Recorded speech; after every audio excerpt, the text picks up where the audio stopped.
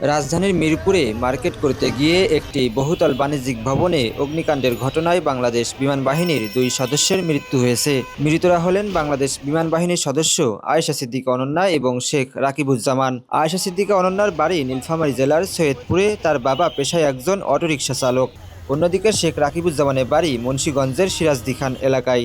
তাদের মরদেহ বর্তমানে সোহরাওয়ার্দী মেডিকেল কলেজ হাসপাতালের মর্গে রাখা হয়েছে। মঙ্গলবার সকালে মিরপুর থানা থেকে প্রয়োজনীয় আইনি প্রক্রিয়া শেষে মরদেহ বিমান বাহিনীর কাছে হস্তান্তর করা হবে। বিমান বাহিনী আনুষ্ঠানিকতা শেষে মরদেহ পরিবারের কাছেই হস্তান্তর করবে।